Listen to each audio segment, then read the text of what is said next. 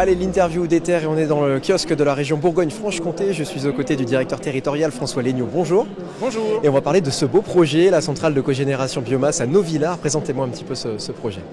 Donc Novillars est une commune de l'agglomération de Besançon dans le Doubs, sur laquelle est implantée historiquement depuis un peu plus de 130 ans maintenant une papeterie qui a connu de grosses difficultés économiques et qui a été reprise par un investisseur libanais, M. Gemayel, en 2012 et qui avait besoin d'une autre source d'énergie pour reprendre cette papeterie, d'où la création de cette chaufferie.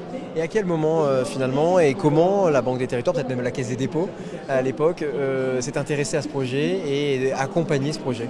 Eh bien, très naturellement, les investisseurs libanais, les responsables économiques locaux, la région, les services de l'État. L'État, le préfet du Doubs de l'époque s'est fortement mobilisé et nous sommes intervenus sous la forme de fonds propres que nous avons apportés, un peu moins de 8 millions, et également des prêts, puisque tout le groupe Caisse des dépôts s'est mobilisé. La BPI France a apporté plus de 12 millions de prêts sur ce projet d'un coût d'un peu moins de 90. Quels sont les deux impacts importants selon vous ?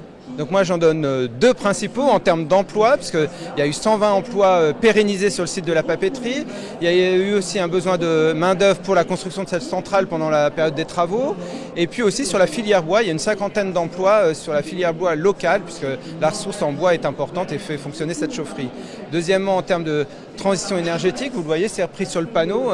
La chaufferie produit 200 000 tonnes de chaleur pour la papeterie. Elle produit aussi de l'électricité qui alimente l'équivalent de 47 000 foyers par an, ce qui est extrêmement important sur le territoire. Et puis il y a une économie de 40 000 tonnes de CO2 en moins.